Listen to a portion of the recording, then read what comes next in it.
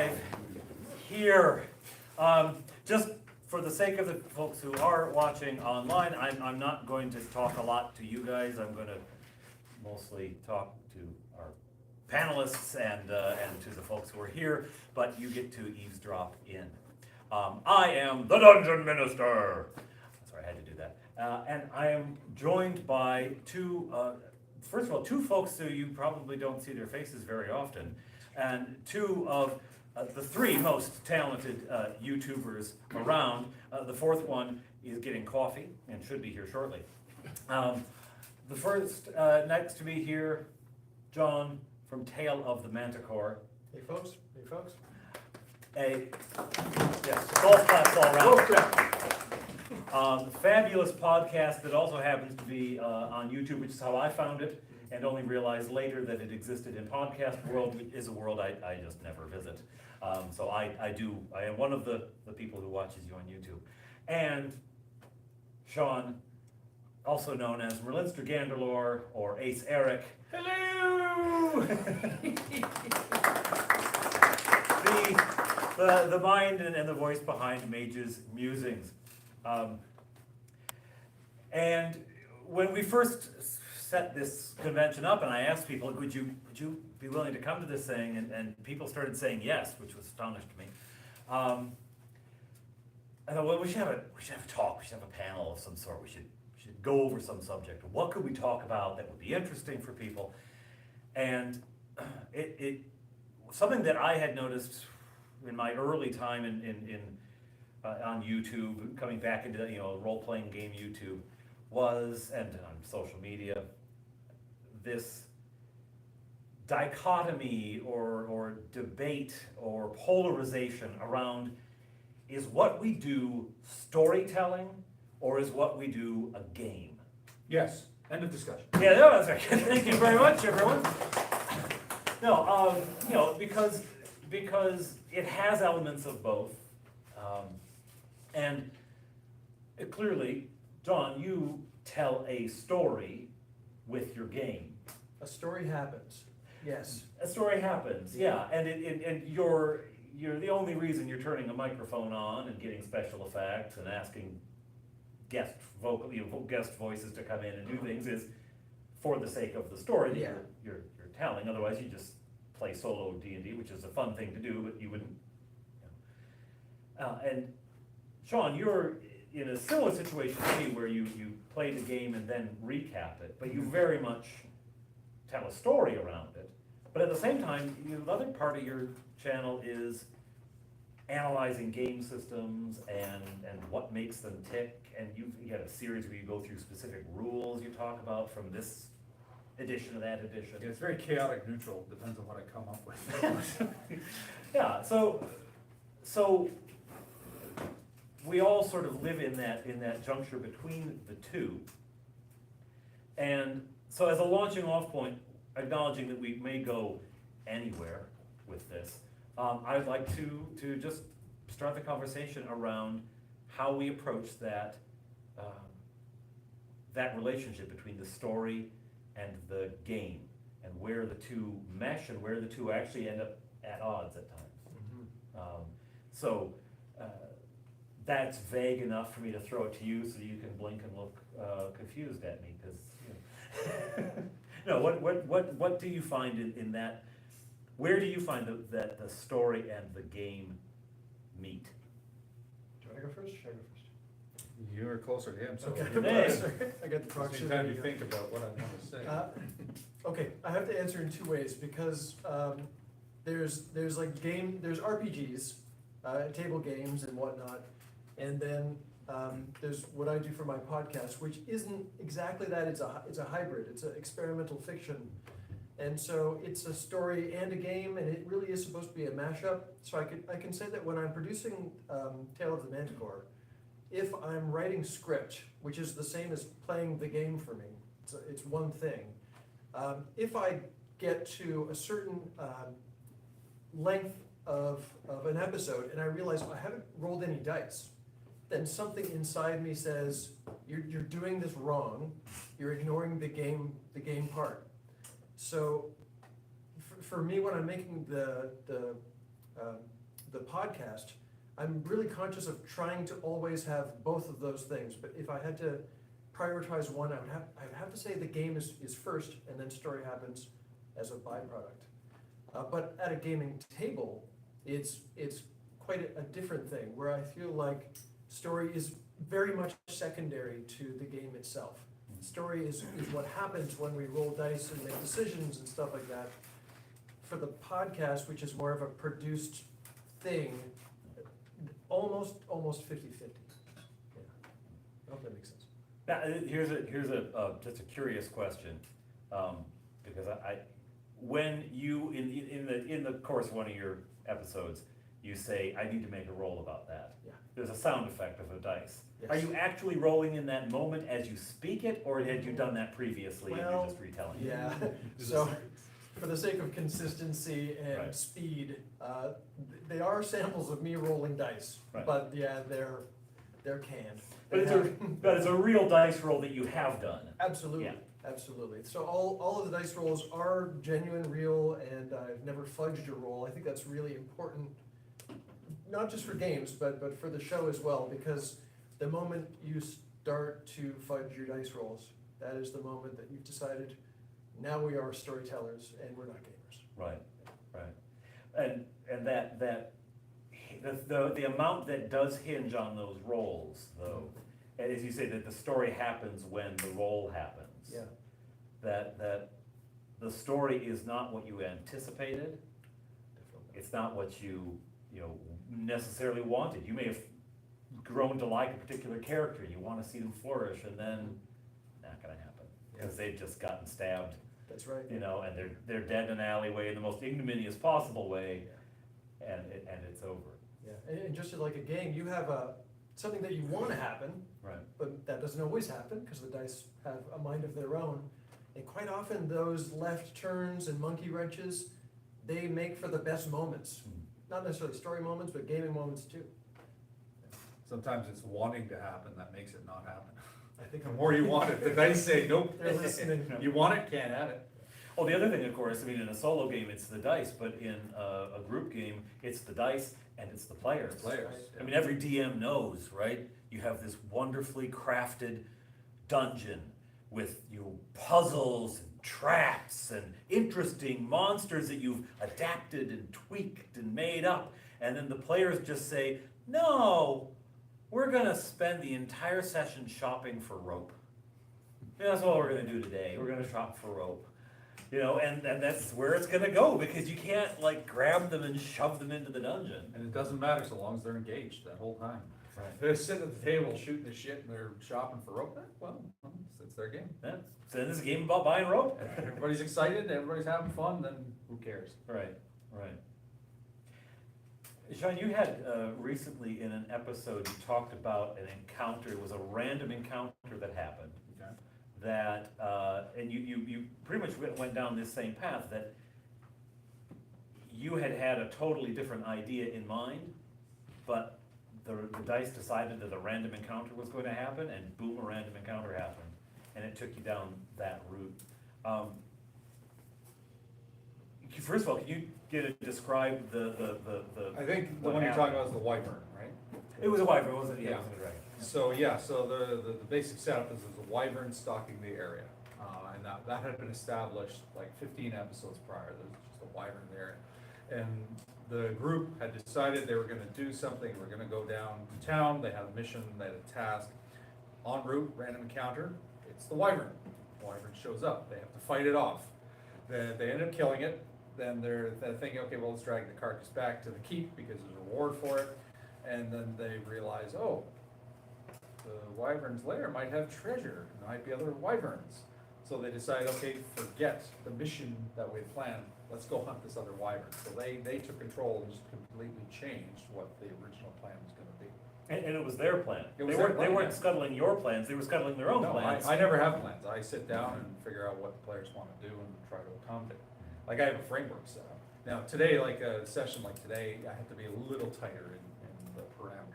But in a regular campaign, open world, it's like, all right, here's the setup, here you guys are here, here are the options.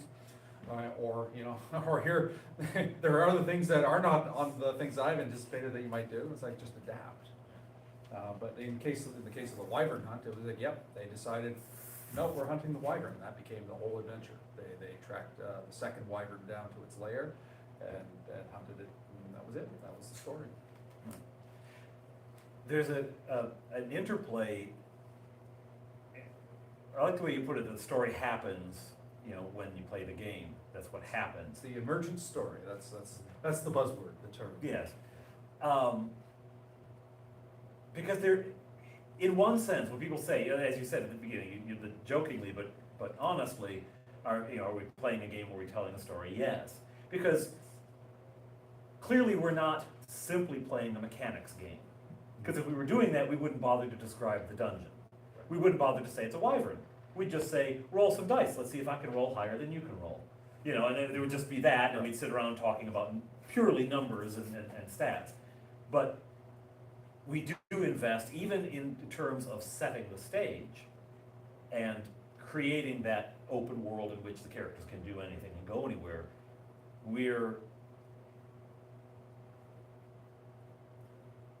Umberto Eco says, he talks about, you know, a world so complete and a narrative so immersive that the reader can read anything into it. The reader can read his book this year and think it's about, you know, love, and then next year they read it again and think, no, it's not about love, it's about politics. And you know, 2 years later, because they've changed, and that a world that's that open, he was challenged and said, well, if it's that open, why bother doing all your preparation to, because he does this intense preparation, why do you prepare your world, your fictional worlds so completely? And his answer was, well, first of all, because I've done the preparation, you can read many things, but you can't read just anything into it. So you're in the Keep in the Borderlands kind of area. There aren't UFOs in the Keep in the Borders story. That's part of the thing that... Until I decide to see the barrier piece. Yeah, that's when you put the barrier piece in. Yeah, but because of what you've laid out, there aren't yet. Yeah. But there are so many other things that can happen. So in a sense, even in setting the stage, we are storytelling, and then we're standing back and saying, now what? Now what? Let it happen. And partly the players, partly in your case, the dice, entirely, will then answer that question. Now what? And then part of that is game. Part of that is just, this is how we're gonna use the mechanics, this is how we're gonna use it. But then, as you say, a story comes out of that, and then you as the dungeon master react to that, and the players react back, and there's this beautiful thing that goes back and forth. It goes back and forth. Hello, Daniel! Did somebody order coffee? That's an embarrassing owl. Well, this is Daniel is from New York and not familiar with how slow the service at the Tim Hortons can really be. Don't worry, this is a line check, we haven't started. Yeah, Oh, okay. Mic check.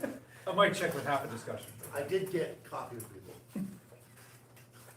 Come forward, you're gonna be embarrassed tonight. If I'm gonna be embarrassed, so are you. This is a dark roast. Today's table talk brought to you by This is a Tim caramel. Hortons. All right, thank you. Tim Hortons bringing you okay coffee for 40 years. All right, I'm ready. Daniel, where we've been, and the fabulous Daniel from Bandits Keep. Yeah, sorry about that. Yes, you get your calls off. Where we've been is in discussing the interplay between the game element, the mechanical game element, the player choices, the chaos of the roll of the dice, and the narrative that we either want to have happen, or wish had happened, intended to have happened, or discover happening as it unfolds. And how then, so that having occurred, you laid out what you think is going to happen or what could happen, the players do something you could not possibly have foreseen, And so, oh, and a good example is last night, one of the dwarfs, there was a column of water rushing up to the, and one of the dwarves decided to run into it, just to dive into it. And like, okay, I couldn't possibly have foreseen you doing that, and I know who's in there. Okay, I guess this is what happens. So then, that gets batted back to you in a direction that you can't anticipate, either because the dice did something or the characters did something or both. How do you mentally prepare? I don't know, mentally prepare to be unprepared, I guess. How do you approach the uncertainty of that? You know, and then react and. Why do I do it? Yeah, sure. Oh, all right. So I try not to, which is hard, think about what the players will do. You know, and I try to come up with something that is a world that follows a certain logic, even if it's not worldly logic. And I think that the important part is to make that obvious to the players, so that they understand how the world works. So when they do something, they have an idea. They should have an idea. I think this will happen when I do this. I've interacted with magic before, and this is generally what happens to me. It's not always gonna be that, but that's usually what happens. So when I see something magical, I can go, do I wanna mess with that? Do I wanna prepare? Do I wanna do a spell? So that's what I try to do. I try not to overly think about that. I used to say, very, you know, as everybody says, right, we're problems, not solutions. You know? But yeah, you can't help but think, oh, they're gonna do this, and then they never do, right? They always do something different. But I think that helps, is not having expectation of what they're gonna do, because they're always gonna do something better. They will never do anything at the level that I think, because all my players are smarter than me, funnier than me, you know, they're more clever, and that's what makes the game, right? I'm just here, and they're doing everything, I'm like, oh, that's impressive. Yes, that's what I meant to do, you know, that's it, I try not to prepare. Yeah.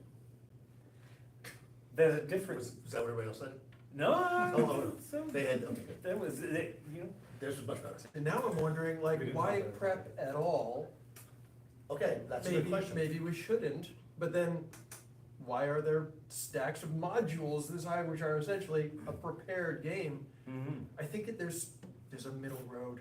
There's a covenant between the players and the game masters that say like, okay, I know you spent 2 hours making this dungeon, so we're gonna at least go there out of respect for your time, and you know, there's that middle place. It's not a railroad, but it's not a full sandbox either. I think that's kind of how most people do it, right? yeah, and there's a term for that, and I know there is, but I don't know what it is right now. That middle ground, because, yeah, I mean, the modules in there are enormously popular with people who would rail against railroading. Yeah. Who would say railroading is the most, but then there's this But here's my module module. with a little box full Yeah. of what you should say to the, Yeah. you know, say these words when you get to this room, right? But not all modules are railroads, some are for sure. Yeah. Especially after second edition AD&D, where they were very Right. much beated out stories. But earlier modules were frameworks, they were settings. They weren't, this story is going to happen, it's, here's the setting, Village of Hamlet, great. Village of Hamlet, and details in such painstaking detail, all the people, like, you know, all the houses, how much money they've got hidden under the floorboards, the names of the people and all that, which is great because that fleshes out the setting, and then you play within that setting, the It's DM true. has that There are information. settings. The thief character wants to go off because he heard that the daft old lady has 100 gold under her floorboards, he's gonna sneak in off his own, and you've got that information there. See, I would say that's not why that's there, but I do like that. I think that's what a lot of people do with it, but instead I think, hold on, the armorer, who is one of the richest people in town, only has 100 gold pieces. Why do they only have 100 gold pieces? What does that tell us about this town? What's going on that the butcher has 4 copper pieces under his thing? Why is he hiding 4 copper pieces if he's the butcher? Shouldn't the butcher have money? Shouldn't they have livestock? What's happening in this world? So that when the players do steal those copper pieces, I say, well, if they only had 4 copper pieces, they probably can't get more. They're probably broke. Now you've caused a problem. It doesn't just come back. But if they had 1,000 gold pieces, then you might say, well, why do they have 1,000 gold pieces? Yeah. Are they taking it from this person? So yes, it's there so that the player's characters can steal it, I guess, but it's also there so you can say, this is the world. The world is that these people have it, and these people don't, and why is that? And when the players interact with people, we can find out, oh, they don't like the butcher because he is a money grabber and charges too much, right? And we're starving while they have 1,000 gold pieces and drink out of gold cups, right? And that sets the attitude, so when the players make a move on the butcher, the common people don't go, we're gonna defend them. They're like, oh, yeah, we didn't see that, right? And that's how I look at that. I don't look at it, the 100 gold pieces is there for them to steal. It's to know that that person has 100 gold pieces and these people don't. That to me is a world building idea. Yeah, the information tells a story without telling you a story. That's right, yeah. Right. And I think the idea of saying something's in a room doesn't make it a story that has to happen. Now, saying that, even saying that this is gonna happen if the players don't do something doesn't mean it's a narrative the players have to interact with, right? If going back to Hamlet, right, if the evil priest that's doing the thing succeeds, right, they don't capture them, which they can't because Hamlet's really unbalanced. But anyways, you end up with Temple Elemental Evil, right? But if you do stop them, then what happens? When you, as a DM, go, well, you stopped that priest anyways, but some other priest started this, that's the railroad. Because if you don't let the players' actions make a difference, if they can figure out a way against all odds, which they do, to do the thing that you didn't think they could ever do, you need to let them win. And you also need to let them lose when they do. That's what builds the world. That's what makes it not a railroad to me. I think you just slew the quantum ogre. Oh, I hate the quantum. Quantum ogres. Yeah. I designed this ogre encounter, and you're going to face it. Face it. Yeah, yeah. And of course, the narrative counter to that is Chekhov's gun. A gun which shows up on stage in the first act will be shot by the third act. Yeah. And But who shoots it? but who shoots it? Why? And does it though? So leave Chekhov and go to Pirandello, 6 Characters in Search of an Author, where they actually rebel against the play. They say, no, I'm not gonna be part of the play anymore, and I'm gonna just walk off stage. What are you gonna do about it, And the playwright doesn't have an answer because they've left the theater. It doesn't matter what the playwright says anymore, right?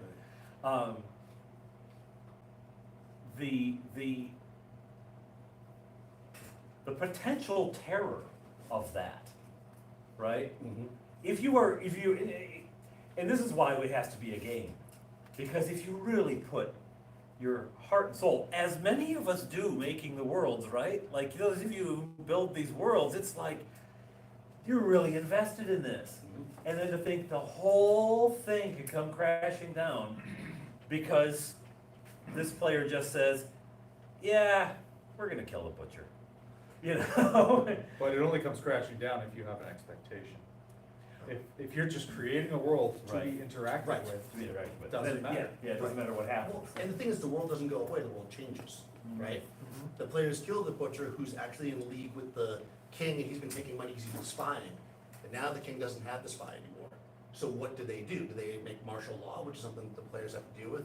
Do they find another spy? Do they recruit the players because they were the toughest people in town? They're like, well, you're the toughest, we're gonna recruit you now. Now the story's changed.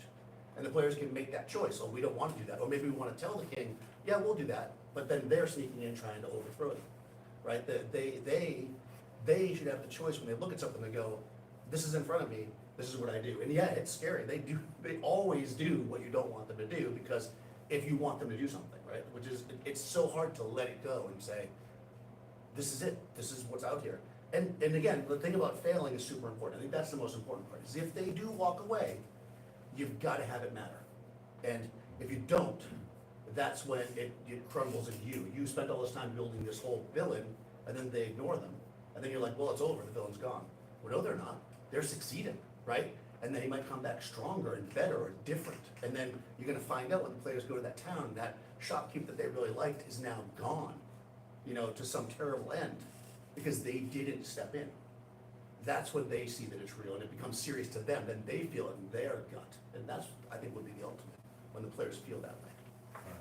Yeah, the level of investment. Yeah, I love when they're mad, when they hate somebody, not because I'm playing them that way, because they did something, and not something that I planned, just something that happen by the nature of what happens. They're just like, what is this person doing? I want them, I want to do something about this because I'm visceral, I'm in here, and this person is just something that I don't want to be here in the town.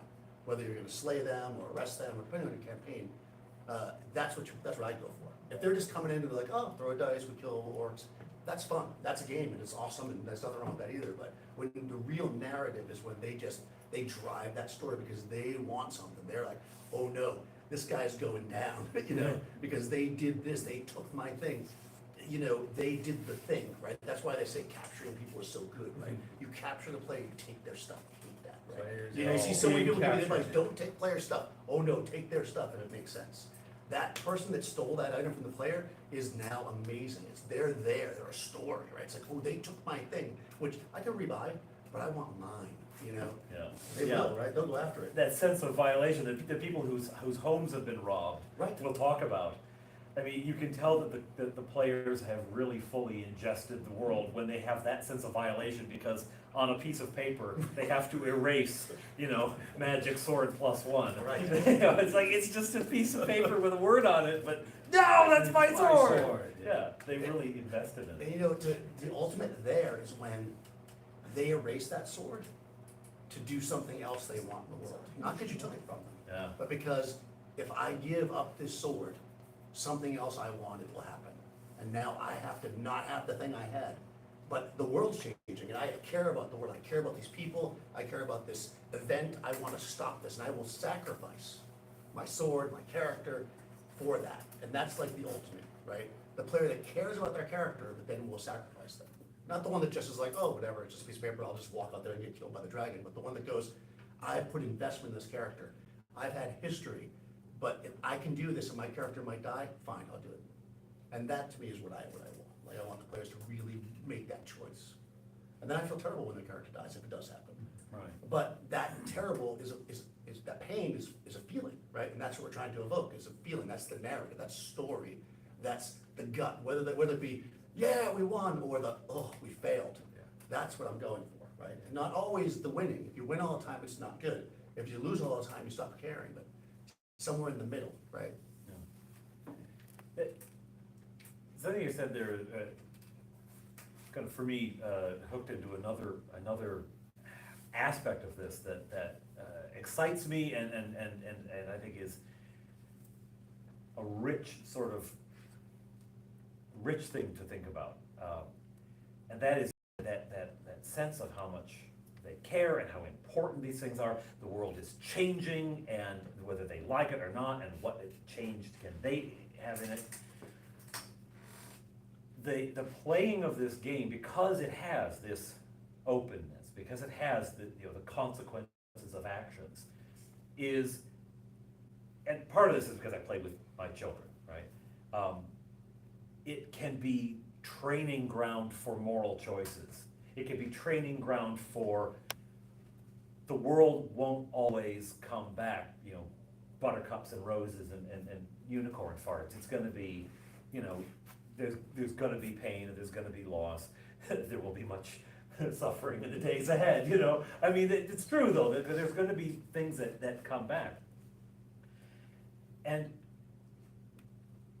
the thing that I think is fascinating about the game is that it occupies a place that no other art form occupies, right?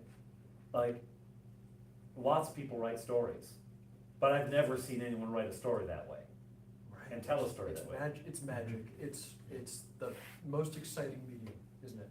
It is. RPGs are the most exciting medium. And when I listen to one of John's episodes, and a character dies or suffers a setback or something, I know that it's not because he has some grand overarching vision that, well, this will be redeemed in the final act, of course, that it truly is the sort of same chaos and the sort of same mess that real people actually live in. And not to say that, a character in Tale of the Manticore died and now I'm going to feel sad about this, as if a human being died, but that it has a comment to make about our actual world even though it's full of goblins and orcs and dragons and stuff that can make it seem silly, it has something really to say about our world and our lives. The wrestling between what chaos we let happen, that we encourage to happen because it provides excitement or it provides opportunity, and the structure that we need to hold on to not have it all fly apart. Because ultimately, we all use some rule set. Home brews around the edges always, you know, nobody's ever played it exactly as it's written in the book. We've always, throw this in there, you know, I'll tweak that. But we have some structure in it too. It's not just, let's sit down and, what do you wanna have happen, you know? They gotta roll the dice, they've gotta, their character, their thief can't cast fireball, oh, that doesn't happen. Well, it's the game aspect. The game has its rules and parameters. And the world does too. Yeah, right. Yeah.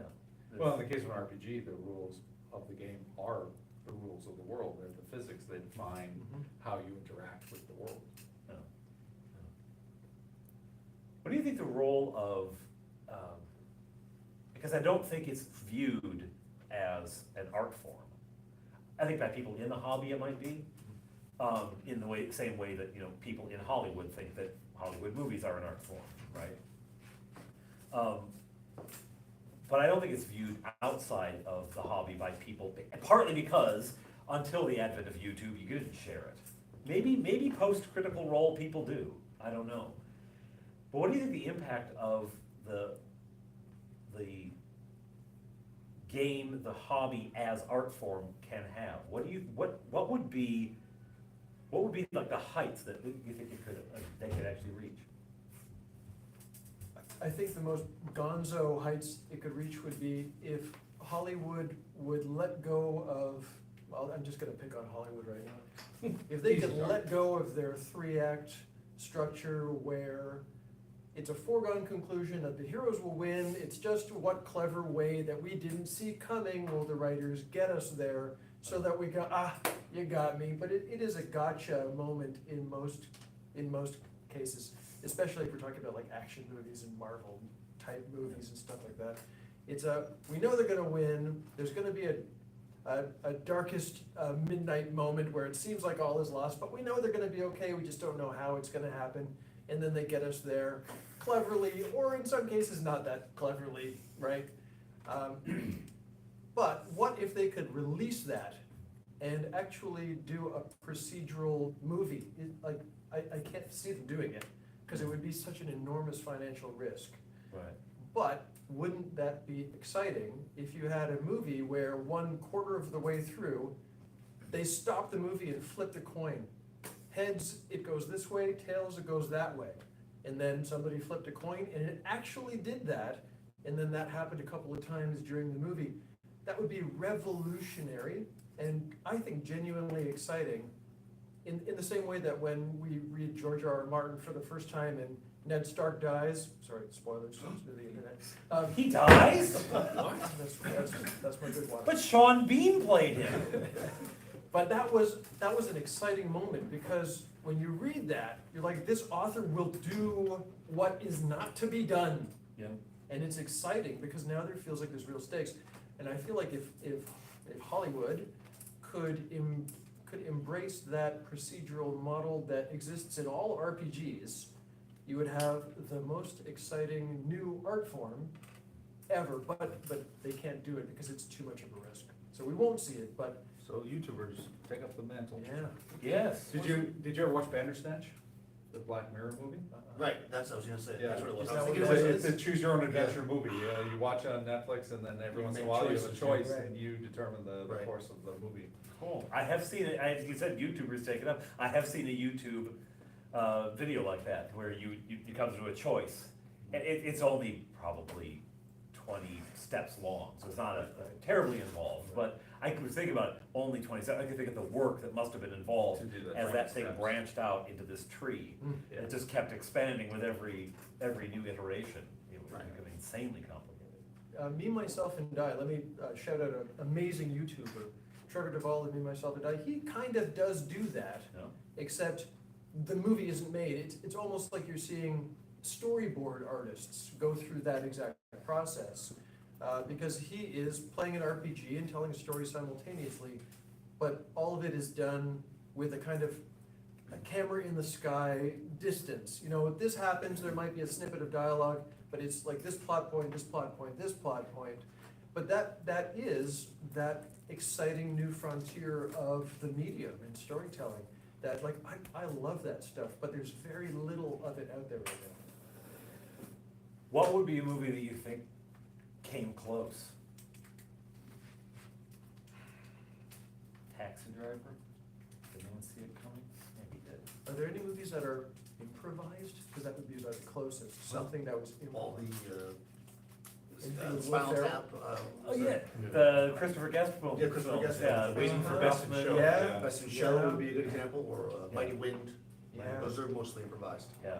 But I think in the end, you still see the final product, right? We all still see the end of the movie. They're improvised, So for the but they're viewer- still within a And I think the structure. power of RPGs is, it's almost like, if you think of it almost like folk music, right? Like if you think about folk music, like let's say in the South, right? And people would sing when they were working, or they would sing at spirituals, and these things almost were lost, right? Mm. That's your RPG. Every, group, every church group, whatever, would sing spirituals slightly differently. They would work, and families would learn songs and pass them on. And then you got people like Pete Seeger, right, who went down there and met with Leadbelly, who came up and like recorded for the Smithsonian, getting on to American things. But, all this music, and now we know things, right? We know these songs, and people sing them, and they don't understand that came from these people that were building them around their lives, right? They created it. That's what we're creating, right? So all we're doing, if we create the story as the RPG, the movie is just the final result that gets distilled by somebody else. And you're never gonna have the interaction unless you sit around with your group, around your own campfire, and you do it. I don't know how that could be. Is it personal to click the TV thing? It's cool, right? But that's also Choose Your Own Adventure does that, right? And Right, yeah. These books, it's like it's always gonna be a limited number. I don't know that, maybe, gonna get AI could be the closest thing, because you can actually have something that's changing based on what you do, because that's what the DM does, right? Yeah. That's ultimately, if you take somebody who's open, what you're doing is looking at what that person says to you, and they go, all right, I do this, and there's no movie that could have planned all the things that you could do. No. It's like, okay, well, do you want to take out your torch, do you want to talk to the person, or do you want to draw your sword? No, I'm gonna reach in my pouch and take this dust out, and then I'm gonna throw it on the ground to see if, it's like, that's what your players do, right? It's like, oh, this thing I picked up, I wanna use this for this. I'll intimidate them, I'll lie to them, I'll pretend that this, my favorite moment as a player is when I say something, and there's that like long pause. Cause you're just like, you tell the GM's like, all right, so you're gonna go in and talk to these people, well, hold on, no. What I'm gonna do is, and then they're just like, oh, God. And that's awesome, and I'm sure that hopefully the GMs love that too. Like, I love it. I love when the players do that, and I look at them like, okay, yeah, sure, whatever. And I don't know how you could recreate that for somebody to watch. I think the joy of it is the singing, right? The joy of it is the playing. When you're sitting around, I can listen to spirituals when I'm driving in my car, but that's not the same as sitting around in a group singing it, right? It's just not the same. You don't want to hear me sing. Next up on YouTube will be Daniel singing for us. All right, Ave Maria, go. There's a something lost, but also something saved when it's recorded. Shakespeare's work, he wrote the script out, and then he tore it out there. These are your lines. Here's your lines, and you might have had a couple of the previous to give you your cue, but that's how you got your script. And it was only after he died and people realized what they'd lost that they said, oh, get it all together, put it all together and publish it, right? And now we fight to make Shakespeare livable again, living again. We fight to make Shakespeare breathe and live, because we've been told for the last at least 100 years, this is the way you play Hamlet. This is what Lady Macbeth means when she does this. Like, you can only say that because you've got it all gathered. You can only say, well, this spiritual is about X because you've got it recorded. if it is the living thing around the fire, or on the porch, or in the field, or in the globe, or in the swan, it's happening as it's happening. I was a stage actor before I was a priest, and it's a similar thing to Sunday mornings. It's happening when it happens, and then it's done. And there's that interplay between actor and audience, there's an interplay between preacher and congregation, that is a back and forth.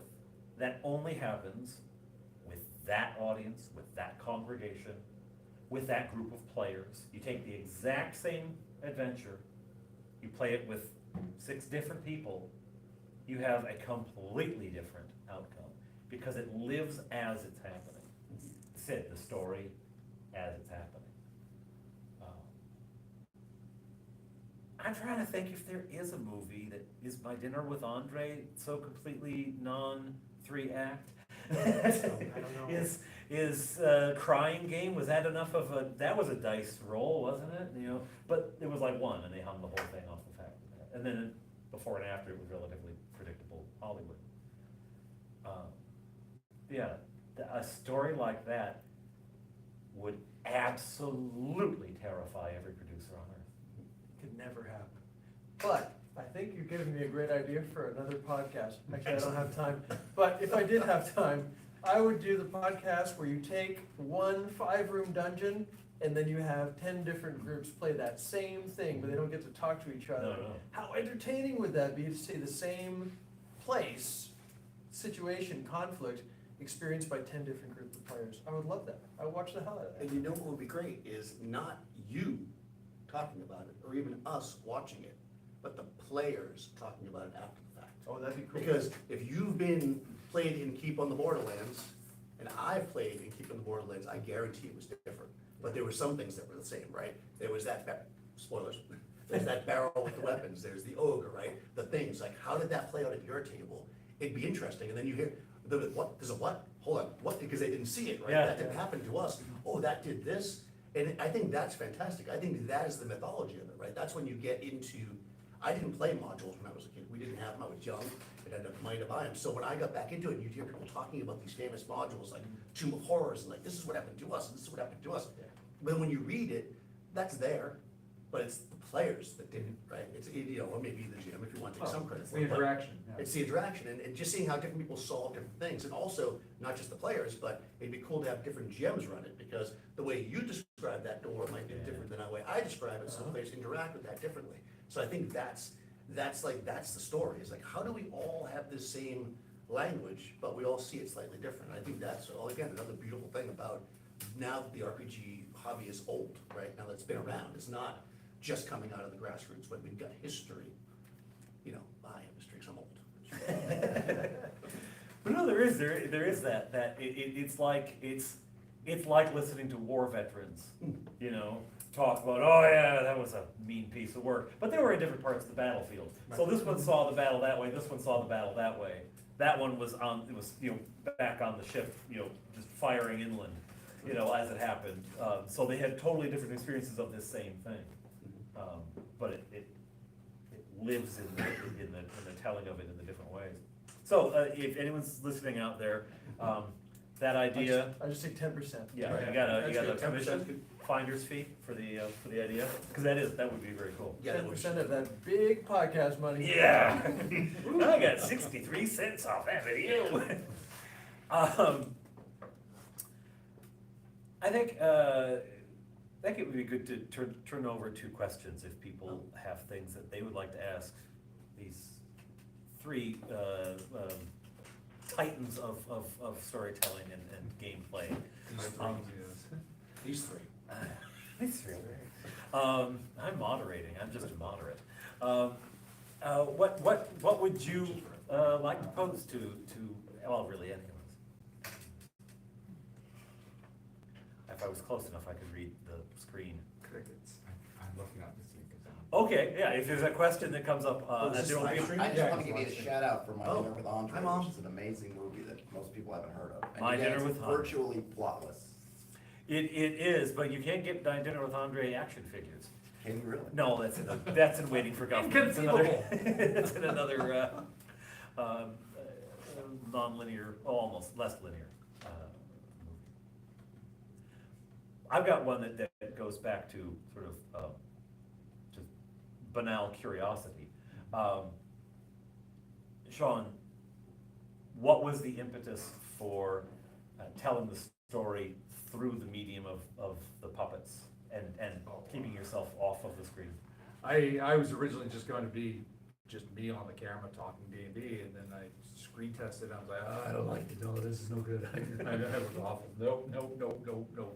And then I just had a brainstorm one day, like, why don't I try the puppet? That could be fun, I can make a character out of it.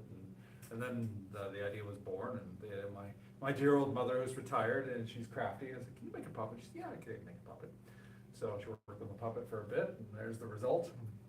And then work on the voice, and yeah, I had no idea. I mean, just I was gonna talk D&D. I had no plan.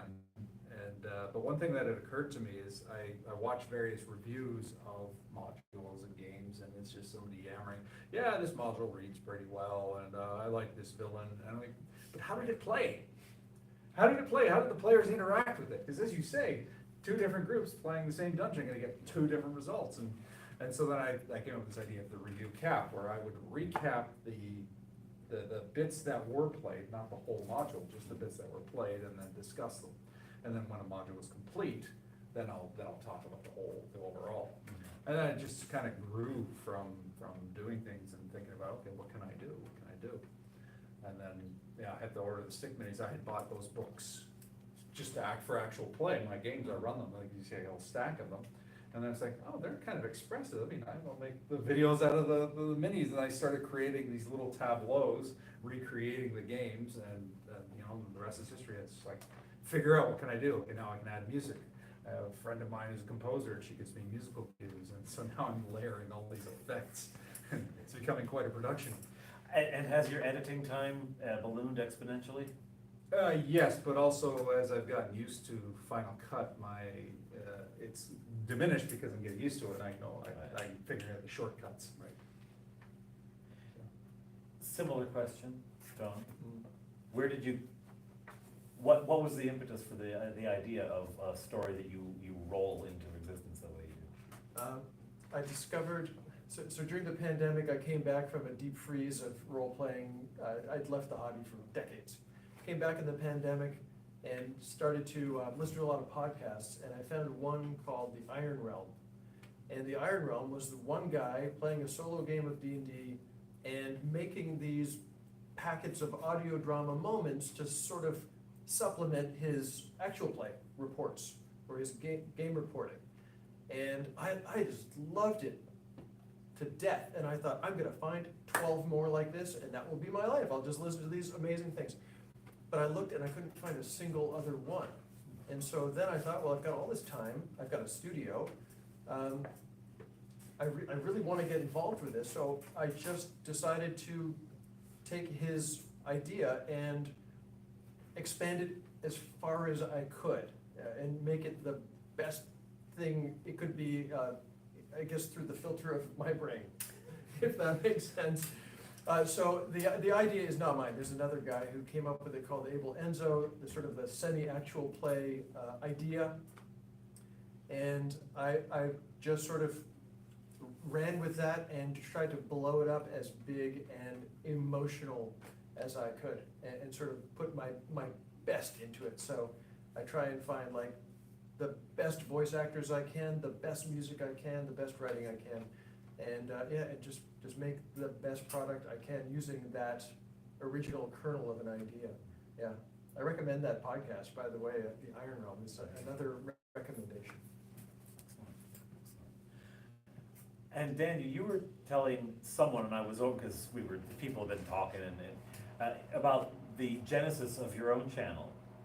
That it was. Oh, yeah, so we started, a bunch of us role playing, and this was before the pandemic. I'm the only person who started before the pandemic. And, but we couldn't always attend, so we were all just like, this is when Google Plus was in there. We would play on Google Plus, Google Hangouts, I guess it was called. And you could stream to YouTube from that. So we just all started streaming.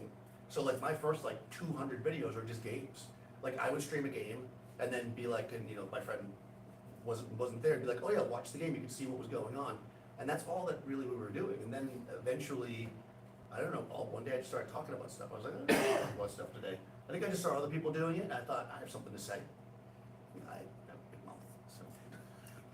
But then I moved the actual place for that channel, because we're talking about that, because that's technical analytics stuff. Yeah. So they moved somewhere else, because people do want a thing, right? Like if they're coming to your channel, right, if you're a creator and you watch it, and they want a thing, you wanna give them that thing, right? You have to think about that. You have to think about your audience. You think about yourself, because we're creators. We wanna do what we wanna do. But we also have to think about the audience. If the audience likes this, and you're doing this and this, then sometimes it's worthwhile to do the thing they like, as long as you're also, you also like it. I wouldn't abandon your favorite thing because the audience wants something else. That's a bad idea, I think. But the idea of saying, well, they like this more, and I like doing it, so that's kind of what I'll do more of. And then over the course of the year or so, I started doing more just videos where I talk about kind of my thoughts about the game, because I think it's a real interesting. I was surprised by how much depth there is to the game. You know, I got back into it again thinking, oh, I'll just have some fun with my friends. And then as we played, and I saw how amazing it was, right, things we've been talking about, the stories, right? And then getting brand new people who had never played before in front of you, and you see how awesome they are, right? That's why I love your videos, because I love the way children interact with D&D, because they don't have any expectations. Finding adults that have never heard of it, it's hard. Though I found a few, and they're amazing. They're almost better, than like experienced players, because they go into a room and you're just like, okay, you're in this room and you're looking for the key, and they just right away go, I look under the bed, right? Because that's what you would do. But experienced players are like, what's my passive percent? You know, it's like that's just, and you don't do that, and they live the characters because they don't know the rules, so they don't know what to lean on. So I think advice for players and GMs is to not try to take the rules into you, but then forget them. Like just get it so ingrained in you, you don't have to think about it, and then you won't think about it, then you won't think about rules, and you'll just do the thing. Be the character, right? Be in the moment, be the world, right? If you're the GM, and that's kind of what I'm trying to do on my channel, is just let people know how I do stuff, and hopefully that helps them do their stuff. I got a question about that, just because that's an interesting line about the key. I look for the key under the bed. Do I make a perception roll? Right, because like there's this like game narrative, right? Because you kind of, it's the gumshoe, right? Like where people always find the clue, right? Like you never want to get to people come into the room, there's 3 clues, they all blow their rolls, and then they're just kind of standing around, and then you're trying to nudge it, because like the game dies at that point, right? So like, how do you, I guess that's the role of the GM, right? It's just to know where to nudge it. Like, do you think there's superfluous, like we played a lot of like kind of old school games today, right? Is there too much of those mechanics which are around, like the combat mechanics which are kind of superimposed on non-combat things like perception, right? Like is there, like is that like the new school thing, like where you kind of shave that away, right? Or you see what I mean? Like how do you negotiate with that stuff? Right? I mean, I don't know that it's new. You know, Yeah, I think that's homebrew. from the beginning, people wanted a rule for stuff, right? Because you're playing, and let's say I made a game, which I have, by the way. No, so I made a game, right? So, and then you're playing it, and you're just like, okay, I've come to this, I have this napkin. There's no rule for this napkin. Daniel, how do I do, because that's your first impulse, right? And that's what people did in the beginning. They wrote to TSR, they said, instead of doing what the game originally wanted you to do, which was just make it up, right? It literally says, just make it up, right? But people will rely on that, and I think that is helping people to not do that is important. I think at first it's nice, you wanna have guidance, right? Like, how do I make a character background? If you just tell somebody, make a background, right? That's not good advice. Like, what does that even mean? Like, what's involved in that? What kind of background can I make? But if you can explain to them, when you show them examples, you give them pre-gens, then they start to understand how that works, right? So in this case of the key, if you put them in a room and you say, you have to find the key, that's bad, right? Right. What you wanna do is, they're in a tower, they have discovered something that is locked, and they say, this is the part that I didn't say, I wanna find the key. And then you say, well, where would you look for the key? And where would you look for the key? If you were an old wizard in some dime store novel, right, not really, of course, you wouldn't put it under your bed, but where would you put the key? Like, what is the trope? Where does somebody put the key? Under the mat, right? In the car, right? It's in the thing, right? That's where people put it. And that, as a DM, is where you put it. You don't put it in some super hard place where they gotta roll to find it, because that's not what stories do, right? Unless it's Sherlock Holmes, then you're always like, huh, right? You wanna make it obvious, because it's not that obvious. Like, people don't always think to look under the bed, and that's kind of the point. You don't want them to have to fall back on this idea that, oh, I gotta roll because I can't find it. The rolls, to me, are when we're trying to speed things up. That's when I use a roll like that, right? So if you're like, okay, you're in this room and you're just searching around, you can just roll and be like, all right, well, these are the things you find, right? You can do that. Because if you spend the whole game going, all right, I pour water on each crack and I listen to this thing, that's not necessarily gonna be fun either, right? There's this balance of what we want people to spend time doing, and, you know, we as a table, right, because maybe your table loves pouring water on cracks, right, and that's what you do all day. Most people don't, right, they want, you know, I say that because that's a reference to the old school primer, where that's how they find the trap, right, they pour water. So, that's cool, right, let them do that the one time. But then next time they go, I'm searching for traps, you can go, okay, so you get down on the ground, you blow the dust, you blow the water, because they've already told you that's what their character does, right? That's when you start getting into the roles. It's just like, well, you know how to look for something. When somebody's new, it's great to have them just go, yeah, I'm gonna, but if they look at you and you go, where do you look? And they're just like, you know, that's when you have to kind of guide people, right? And that may be where a role would come in. I will preface that by saying that I was running 5e at the time where those roles existed, right? We're talking about old school games where they really don't. Yeah. Like, what do you do? I know what you do. I know what you all do. Roll under your stat. Stop doing that. No, the thing is, you start relying on these things. Like, just ask, where do you look? And I'm not saying put the key where they look. I'm saying put it where it would be obvious that somebody would look if they have any experience with your world, right? Because they've been living in it, which is kind of what I started. So I did a full circle like that. That was impressive. Thank you. Go for it. So my question is actually sort of, I'm envisioning what you're saying about the, my head's kind of a muddle because of, I think it's John, right? John's comment about the cooperative storytelling element being kind of magic.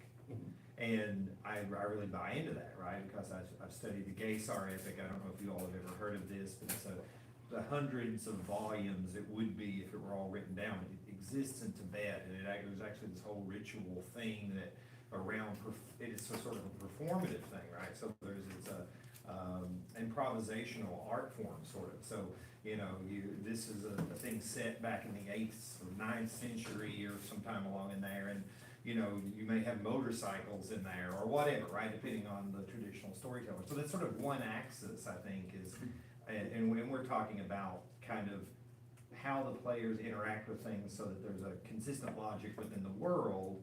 But then, you know, if you kind of flip, you know, in my mind, it's like another axis on that is what you're talking about the dime store novel, is how do you interact with the tropes in a way that the challenge of having the tropes and having them be like in a dime store novel, but not having them be trite like the 3-act Hollywood thing you were describing. And I think that's a really interesting balancing act, is you know, how do you use the tropes but use them in a fresh way?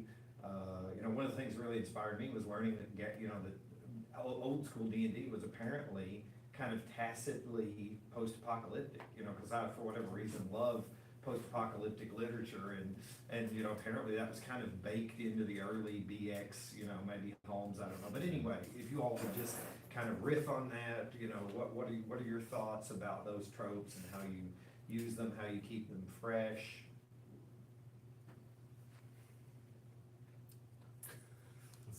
Professor. Well, I've been talking a lot. I'll give this is a hard question. I'll pass it on. It's a hard question. Well, I mean, tropes are tropes because they are baked into the human experience, right? They're things they're shorthands for things that we all know, right? So the absent-minded professor is there because we all have had teachers, whether they were literal professors or a high school teacher.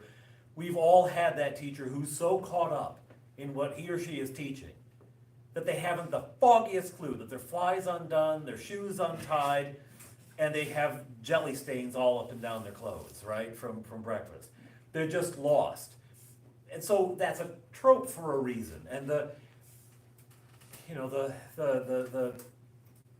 Hallmark Hall of Fame. She's gone back to her hometown because her high-powered New York business has failed, and now she's gotta go to, her home in West Virginia that she's tried to distance herself. But it's a trope because we know that kids who grow up in small towns wanna separate and gain something and be somebody in the big, and we know that that doesn't always work, and we know that that can be hollow. And so they're tropes for a reason. But using them in a fresh way, I think, I will say one thing, I think it's the wrong approach is to constantly attempt to undercut them. To take the trope and just say, oh, well, you think this is a trope? Let's subvert it. You think this is, let's subvert that. I mean, all you get there is the modern Star Wars movies, right? Like, let's just take away every expectation you have. You have invoked evil, sir. I'm sorry, Also, the stream stops. Kathleen Kennedy appears on screen and, but to employ them in a way that is recognizable, so it calls the same echo in the heart, but isn't trite, it's gotta be alchemy. And I think part of it is setting, right? You've got your absent-minded professor, but then you have your absent-minded jeweler, right? And that's part of it's all your story, right? So the professor is so wrapped up in what they're doing, they don't pay attention.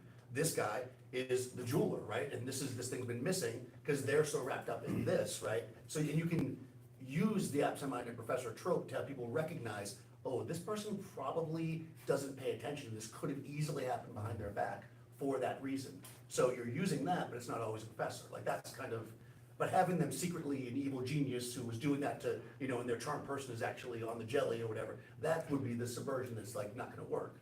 You recognize it, right? You recognize this is the thing, this is the protective person, this is this person, and then you just use that in a different setting where you are, right? You don't have to have it be the exact thing. I think that's what I would do. That's my general, because in my world there might not be magic users. Let's say there are, but let's just say there's not. That would be your professor, right? But I might have, or well, let's say a sage, but I might have a cleric, right? So a cleric might be absent-minded in mine. So they're very caught up in the books that they're reading and the various scriptures, and they don't pay attention to the fact that that this happened behind their back, right?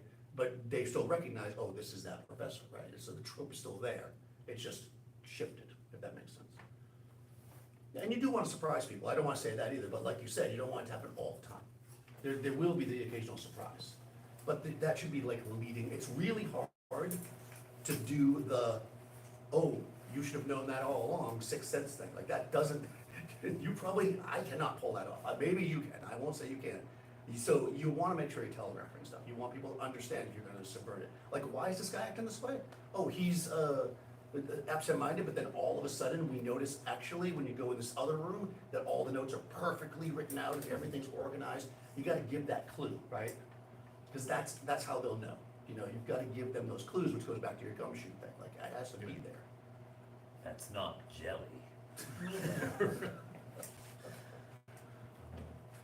But you have to taste it to find out. Are there any other questions here? All right. There's going to be tested, Yeah. There will be a test on this. We already had one quiz this week. Oh, I know. Speaking of quizzes, I'm going to do this awful thing where I go off camera. Going off camera. I'm going off camera and I'm Still going No, off you're still on script. camera, you're good. We began this con with a dinner, at which the diners were given a trivia quiz. Some of the questions here were provided by Mr. Bill Sylvie, the Dungeon Delver, and a big thank you to him because I don't know AD&D First Edition well enough to come up with trivia questions for it. And then the other questions from Beckney are ones that I supplied, and one of my sons helped with a particular Hollow World angle. So I have gone through and I have looked at the results, and I can announce the winner of the Necronoma Nom Nom Nom cookbook. Necronom Nom Nom Nom cookbook. The winner of the cookbook, with a score of 14 out of 30. These were hard questions. These were hard questions. Like honestly, I didn't take it because I had written half of them, but I think if I had, as I'm going back to correct us, I wouldn't have gotten a single thing right in the first 15. The winner with 14 out of 30 is Mr. Sean Valentine. Oh, you said I didn't win. No, but I lied. Huzzah! Lying makes baby Jesus cry. But it makes the DM laugh. Thank you all. We're going to, for those of you in person, we're going to have a bit of break while I preheat ovens and put in mini pizzas for anyone who's hungry. So as I begin to do that, let me know if you would like a mini pizza, because I'll put that many in. And for those of you online, I will mail you your mini pizza. Just put your address and your credit card information in the comments down below. Don't do that. Don't do that. And thank you, thank you, thank you. Thank you to John, to Sean, to Daniel. Thank you. Good night, everybody. Isn't that awkward, like almost? Yeah, the bit where you're walking to the camera. The camera and then the live stream, spitting out.